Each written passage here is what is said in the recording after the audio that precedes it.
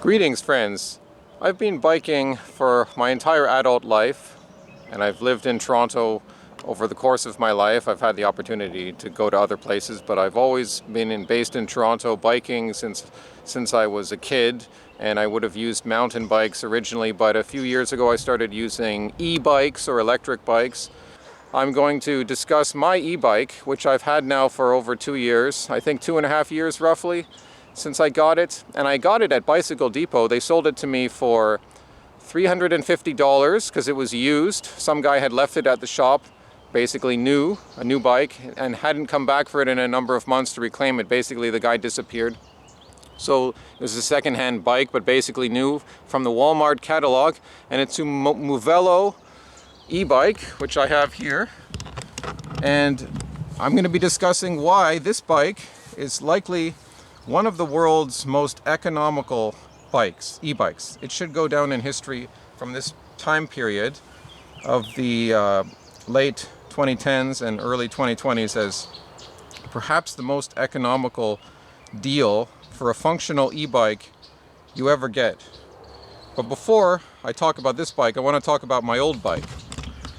My old bike was a Focus 2 e-bike, mountain bike style, which I got from Movelo Electronics. I paid $4,600 for it. I think that was around 2018, I believe. That was the first e-bike I ever got. You're going to be forking over a lot more money for that. That's strictly more of an e-bike store. That bike, Focus 2, was very good. It was a mid-drive e-bike, meaning the motor was in the midsection, like where the pedals, like rotating around where the pedals are. And that affects the chain and puts more strain on the chain. As it turns out, mid-drive e-bikes tend to wear out their chains quickly. And I used that bike solid for 2 years. It was a fantastic bike. I put probably several thousand kilometers on the odometer. I don't remember exactly how much, but I took it on some long trips. I used it very frequently, but I wasn't employed in the manner that I am today, so I didn't have to really use it for commuting. But I still used it a lot. And I had to get the chain replaced a few times. It was soaked a few times in the rain. That never really affected it very much. It was a very, very high quality bike. And eventually I did have to get some work done on it where some metal had to get whittled away on the rear because the chain kept falling off. I was having some problem with it. So there was some little thing that Rob at Bicycle Depot was able to fix for me. But it was more complicated. It took some extra cash.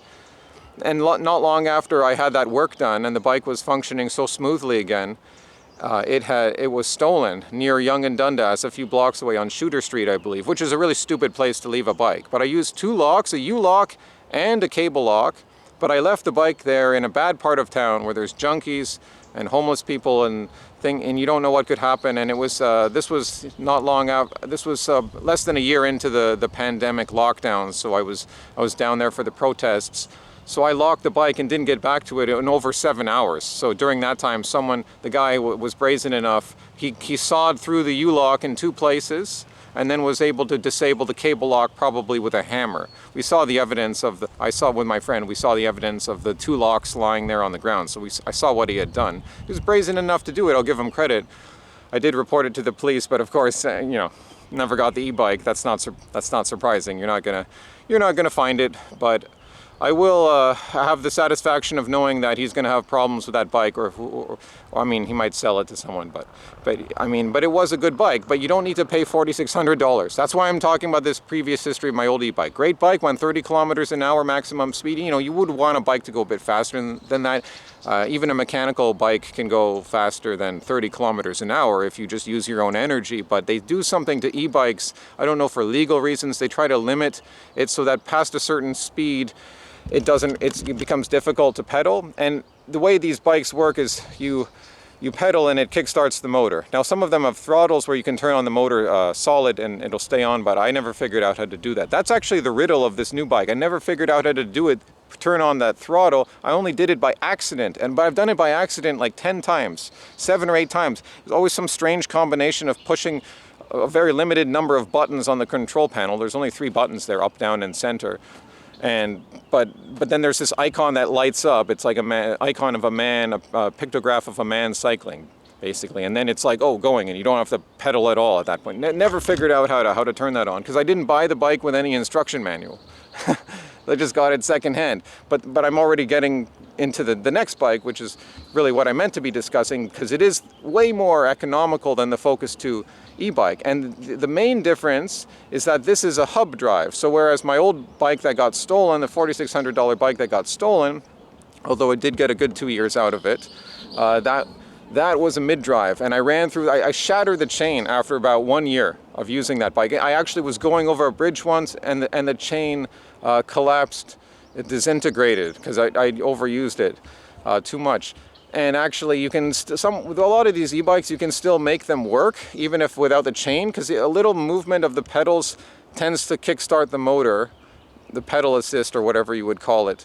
And you can that's a cool thing about these kinds of e-bikes. The bikes that are supposed to look like traditional bikes, like whether an e-bike or a city bike, but it's got an electric motor. You can bike them without the chain a lot of the time. It basically works out. It's so that you can't shift to different gears and stuff, but it's like enough of the pedals rotating kickstarts the motor. So it's kind of the same thing, but you don't want that. That's inconvenient, and it's not optimal. You want to have the chain, of course. You would use extra energy if you want to catch a light. If you want to put on the gas, then you're almost operating against the bike itself. It's like you're forcing yourself against the limitations of the bike. But I can push it up to 30 kilometers an hour, 35 kilometers an hour, and let alone if you're going downhill. If you want to catch some light and you want to speed up, you can do that, but it's kind of silly. You could get an e-bike that goes 40 kilometers an hour, maybe faster. I think that 40 is still legal, but you can design them to go faster. You can even put them together. If you get the motor from China and maybe the battery from Vancouver and put it together, you can assemble the bike if you know someone that can do it. Some of these bike shops could probably do it for you too, or someone they know. So anyways, so this bike, only $350 that I got it secondhand, but basically new. From the Walmart catalog, from what I heard in the Walmart catalog, it goes for about $1,000. Now this was a few years ago, I don't know what it costs now, but between $900 to $1,000. I don't know if that's Canadian or American dollars, but somewhere around there in that catalog. And you'd think, oh, Walmart, well, are they going to provide a good bike at Walmart? You wouldn't expect that, right? But here seems to be an exceptional case, because I have used this bike when I was still working at the meat factory, which closed, and then I really started using it in earnest to commute to my present job, which is another factory and that's in a different part of the city. It's 11 kilometers from where I live. It's in the northern part of North York, getting close to Vaughan, near York University, for anyone who's familiar with Toronto. So I take this bike every day, 11 kilometers to work one way and 11 kilometers to work back, at least. And then that's Monday to Friday, so that's times 5. Plus I take it downtown to go to church and to do other social things, or just for a day like today, a holiday, when I just went out to shoot a video. I took the bike. Now, I have put in that slightly more than 2 years time period, 6,010 plus, what is the current? I have to turn this on. See, I'm turning it up to number 5 setting there. That would be the fastest. So it's now at 5,396.1 kilometers. But something happened once I got into the several thousands of kilometers. The odometer, it reset several times. Now, the first time it reset, and it went, and then a week later it went back to how it was before. So it went to 0, and then it reset to what my number was before. It was several thousand, I forget. Then it continued until I got to 6,010, around 6,010 kilometers, and around that time the odometer reset again, and it went to 0. So I know I can't prove it to you. You just have to take my word for it. But I have no reason to lie to you. I'm quite earnest that I have 6,010.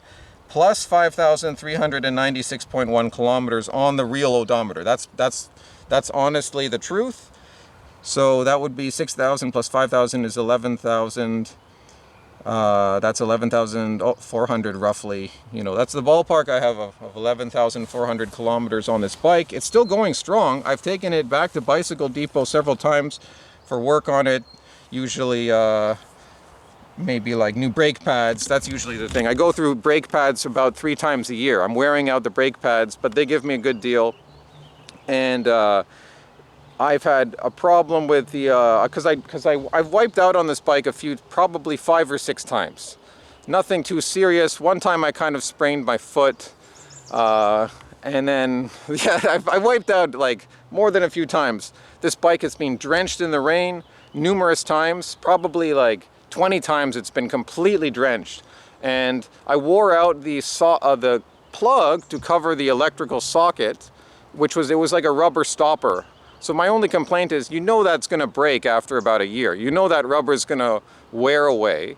And sure enough, it did. So now I have to tape the cover with use cheap tape. Don't use Scotch tape, because the good tape is harder to tear off. You want to use the cheapest cheap Walmart tape as a cover. One little X or maybe 3 strips is good. That'll keep out the rain, I guarantee you, because I've done it for a long time now, more than a year since that plug wore away. I just tape it. It's just a simple thing. Buy the cheapest tape, that's all you need. This bike was damaged, but not seriously, when I came down on the handlebar, I think over a year ago, maybe last summer, last spring. And this handlebar, this is one of the drawbacks of having a wire which connects to the brake on the left side. Now this is supposed to kill the motor, or the connection to the motor, not turn off the motor, but kill the acceleration ability if you start to brake. If you start to pull on this, it's supposed to put a symbol here. Oh, it's not doing it right now. I don't know why it's not doing it. Huh. Okay, well, maybe I'm mistaken. Maybe I'm mistaken. It's happening when I do it on the right side, but when I pulled the left one and nothing happened. But anyways, you see that symbol, that exclamation? That means the motor is not going to do anything. It's not going to kick in. You're basically dead in the water, but the system is still on. But you want that symbol to be gone. You don't want that symbol. But when I fell down and busted this handlebar, then it affected some electrical connection. Now I'm not confused, because I didn't bust that handlebar. I don't know, and they retaped something here to fix it, but something in here was loose, and I didn't know what the problem was. I thought it was a problem down here. Now, as I mentioned, this is the hub drive. I'm on the wrong side. I got to turn it around. Let me turn it around. Let me just put the bike on the ground. This is a bike that I've ran into the ground, and it's still functioning smoothly. So I thought it was some problem with this connection here getting loose, and that's what the guy at Muello ebikes said to me. He thought it was, oh, this thing is loose, it's already deteriorating, which it is. It's like rusty. And this thing can also come unplugged. That had also happened somehow. I mean, imagine all the bumps this bike has been over, all the gravel, not necessarily potholes, because if you go over a genuine pothole, it could throw you off the bike. But the genuine bumpiness of Toronto's roads, it's gone through all that, and this thing is still functioning. It's been drenched in the rain, however many, like more than 2 dozen times. But that wasn't the problem. The problem was just this handlebar here. This electrical connection was killing the motor, and once that was retaped, it wasn't a problem for more than a year. Now I let the bike fall down again a month or so ago when I had some groceries hanging on the handlebars, and that led to an impact here which messed the connection up again, and I was able to make the bike work for three weeks, kind of fiddling around with it as I biked, but eventually I had to take it back to Bicycle Depot and they fixed it just by retaping this, and now it's functioning smoothly again. I got new brake pads in here. You can see how, like, I would normally have a U-lock here. I would have a cable lock. I would really recommend using 2 U-locks, but those are really rickety, and my U-lock kind of just like bangs around here. This is not like a fancy thing, this is just a functional thing. It's like, and the U-lock is banged so many times here that that's why the paint is gone there. So I don't know why some guy would want to steal this bike now. I just wouldn't want it to get stolen, because it obviously looks worn, but it's still functioning. The question is this the world's most economical e-bike for a price like that? For $350 or even for $1,000? After everything it's been through, it's coming up on 12,000 kilometers. This thing is like fallen to the ground multiple times. Oh, by the way, I've had about maybe 7 flat tires at least with this bike in the 2.5 years roughly that I've been using it. always the rear wheel. Never had a front tire that was flat. Never. Or front tube. It is the tube. And the old bike I was talking about, the Focus 2 e-bike, same thing. I had a few flat tires, probably more, because that bike, it had bigger tires because it was more like a mountain bike. That one I had a handful of flat tires in less time. I think probably because it was more with wider tires, you're more likely to get pricked by something just by the odds. And the point is, that was also only the rear wheel. So even with the old bike, I never had a front tire go flat. And and previous to that, with all my years before that on a regular bike, I've never had a flat in my entire adult life. I've only had flat tires with e-bikes because you can use them for such far distances. It's just probabilities. So that's why it's interesting. And does anyone know the riddle? Can anyone tell me about this Muello e-bike? How do you turn on the throttle? Do you push like this several times? Because then you can change it here and it's like nothing that I want. And then the up and down, that only changes the speed.